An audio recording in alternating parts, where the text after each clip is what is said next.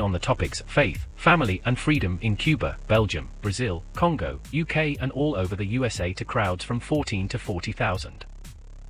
International leadership speaker, trainer and coach.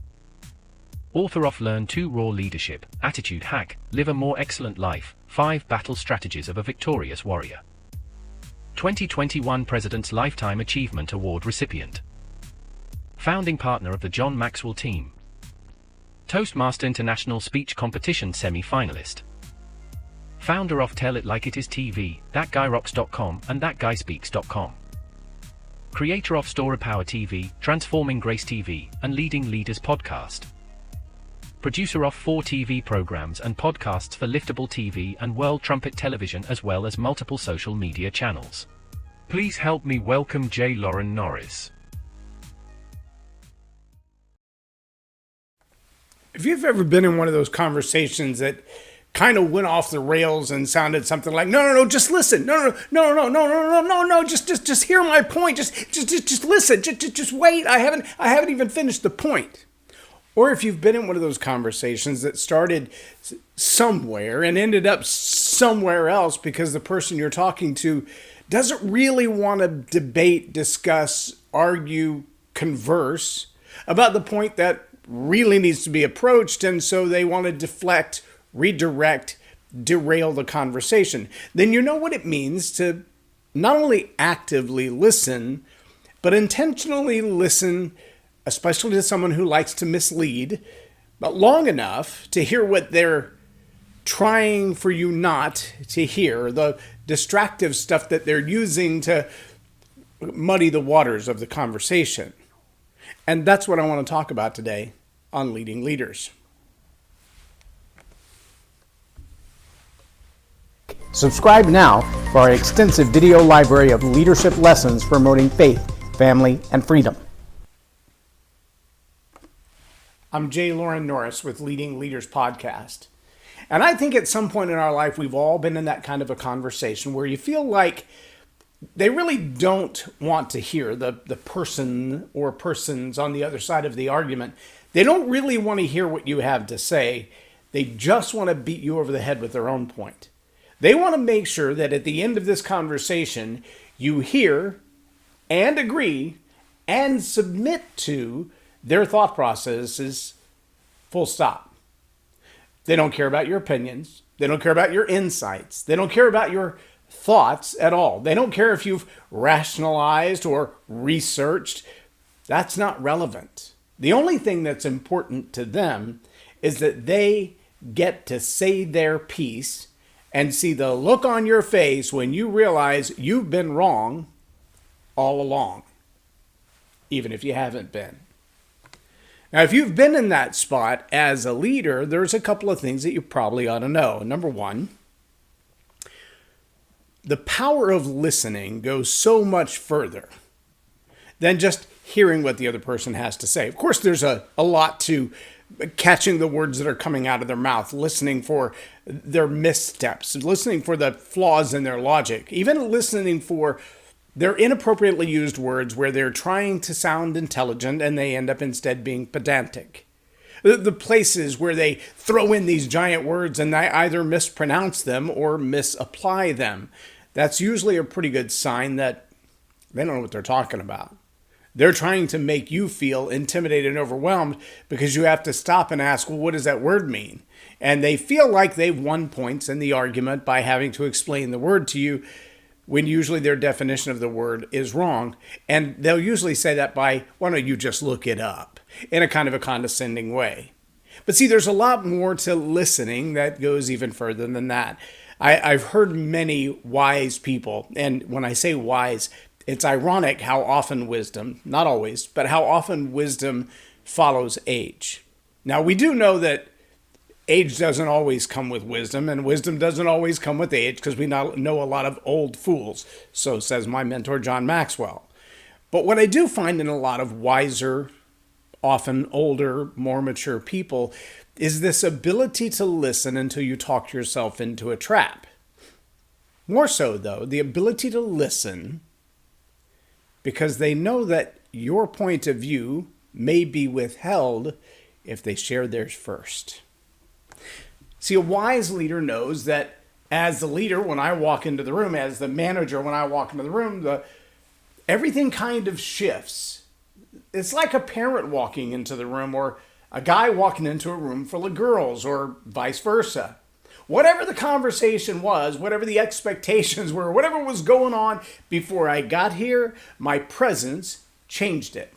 See, in quantum physics, there's this theory that you can't really measure absolute darkness because absolute darkness would require that some device be in its place to measure absolute darkness. And you cannot measure absolute darkness because when you put the device there, the presence of a device is the presence of energy. Energy is heat. Heat is light on the spectrum of absolute darkness. The presence of an absolutely unseeable to the naked human eye camera or measuring device would therefore emit an energy and therefore be light in a space where there is no darkness, making it no longer absolute darkness.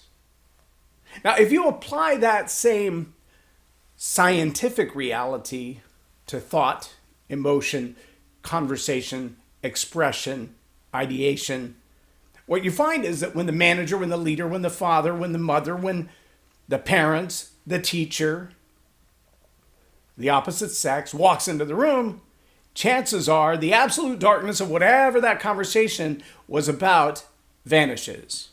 You know, all the movies about pets talking to each other, they're kind of comical. They're quite expressive, and they're really kind of an insight, if you will, to the presumption of how we think our pets are thinking.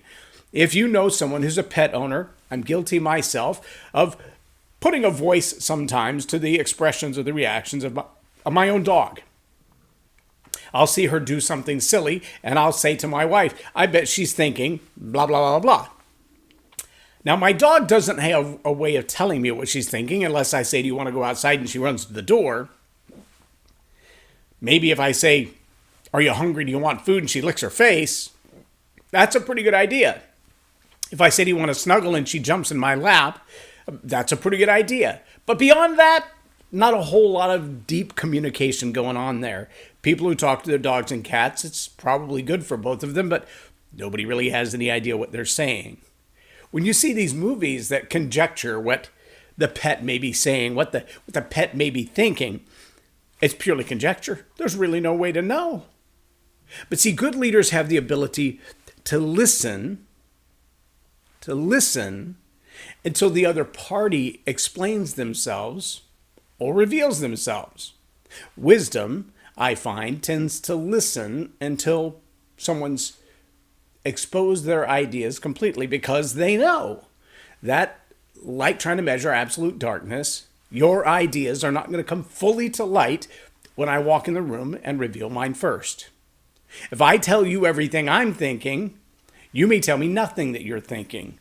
If I tell you everything I'm thinking and it's a little intimidating or it's off track from where you were thinking or it makes you feel like your voice won't be heard because you don't like my opinion or you feel like my expressing my opinion first kind of shuts down the conversation, then I've already told you, don't tell me what you think, I don't care. Wisdom often says, tell me what you think. Listening by a leader is a really good tool for understanding what others think, what other people are processing in their brain. But it's even more powerful when you do it first and you do it more than you talk.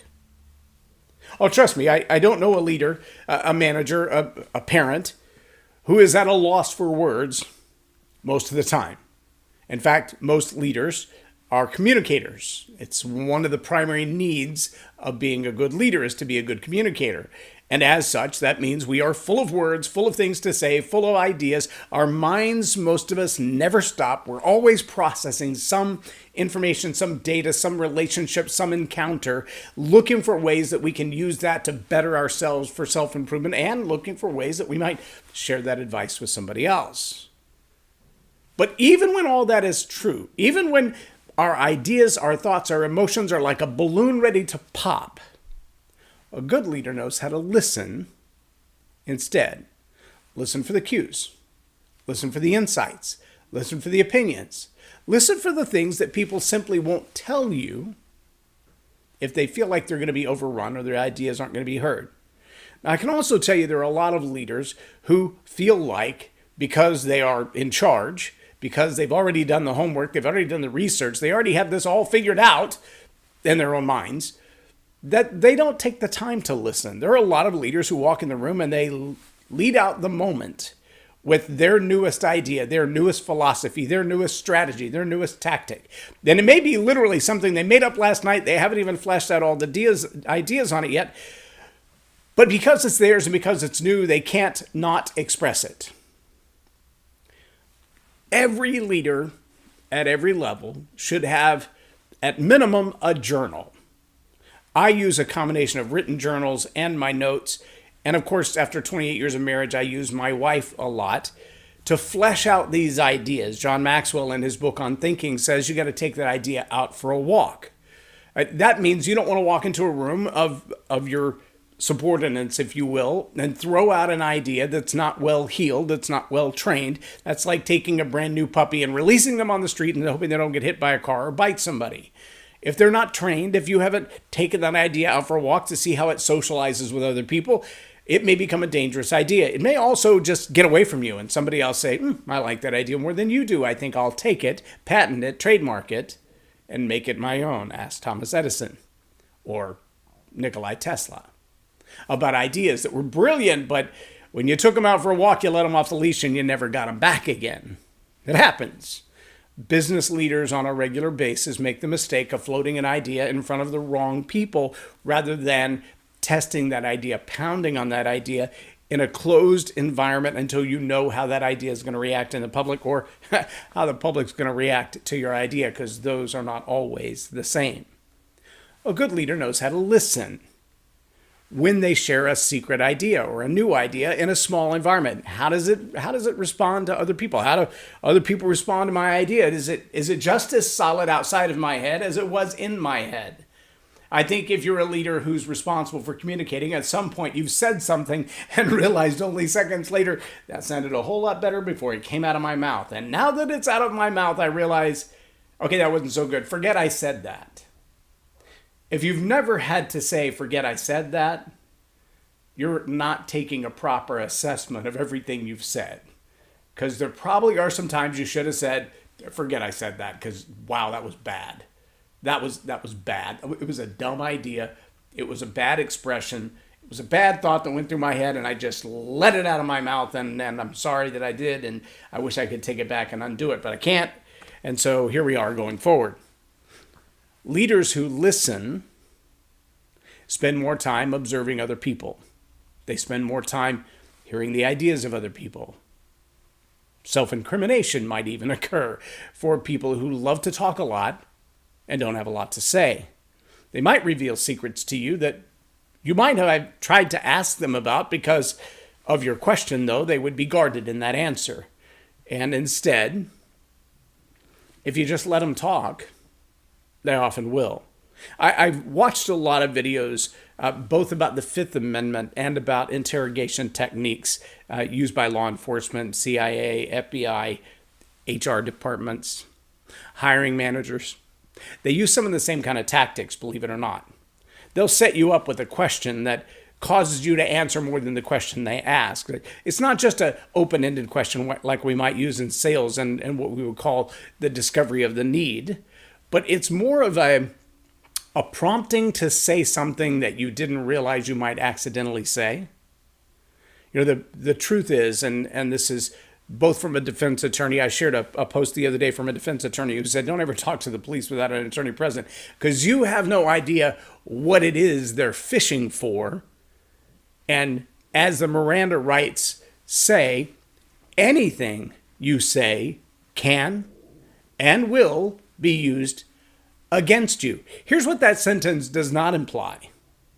What it does not imply is that evidence that you present, ideas that you present, facts that you present in your telling all of your honesty and your exposure, there's no implication in the Miranda rights that any of that will be exculpatory or be used for you. No, it clearly says anything you say can and will be used against you. Nothing will be used for you. If you have all the evidence that points to somebody else having been guilty and not you, the listening law enforcement officer has no obligation, even in the courtroom, to reveal that information if it will help you. Don't listen to me. Listen to the defense attorneys. Don't ask me. I'm not a lawyer. I'm telling you what I've paid attention to and studied. I'm also telling you that as a leader, listening often saves you asking questions because people will tell you things that you wouldn't dare ask them. Yeah, they'll give you answers you would have never fished for. Just be ready to take mental note. They may tell you things like the guy in the employee interview who said, "I've made a whole lot more money suing former employees than I've ever made on the job." What? I don't need to hire anybody like that. I'm not looking to hire somebody whose greater intent is to sue me and make his wealth off of the litigious lottery than to do the job for which I'm hiring him. That doesn't make any sense to me. Why would I do that? But hey, thanks for telling me. Because I wouldn't have put it in my questions on an interview to say, "Hey, tell me, how many times have you sued former employees or former employers?" I would never think to ask that question. Thanks for revealing that secret because I was listening rather than talking. You following me so far? Oh, and by the way, remember that there is no such thing as a safe place where no one is listening. You have digital devices? I just today was watching a news report replay, and in the news report, the lady said, "I was walking through the house by myself the other day. I had a little bit of a dry throat, and as I started to cough, my digital device said, 'Would you like me to remind you to get a glass of water the next time you cough?'" And she said, "Well, no, thank you." And then she thought, how often do you listen to everything going on in my house enough to know that I have a dry cough? Or that my cough could be solved by a glass of water? How closely are you paying attention to everything in my life? Fifth Amendment. You have the right to remain silent on the grounds that something you say might incriminate you. But a good leader learns to listen, because most people will self-incriminate. They'll give up the farm. They'll reveal to you everything that's copyrighted. They'll tell you all that stuff that's behind a non-disclosure, non-compete agreement. They'll tell you all the things that are in their employment contract that they're not supposed to tell anybody, like their actual hourly rate. Yes, they will, because humans are like that. Leaders learn to listen more than they talk, even when they're bursting at the seams with new ideas or something brilliant to say. And they learn to listen first, so that what they have to say can be tempered by what they've heard, rather than the inverse being true. You cannot measure absolute darkness, because any device you put in that place emits energy, which is light, which changes the value of absolute darkness. The secrets that others hold, they may not be shared at all if your idea gets there first. Listen first. Listen longer. Listen more, and you'll become a better leader. I'm J Loren Norris with Leading Leaders Podcast for Tell It Like It Is TV. Have a blessed day.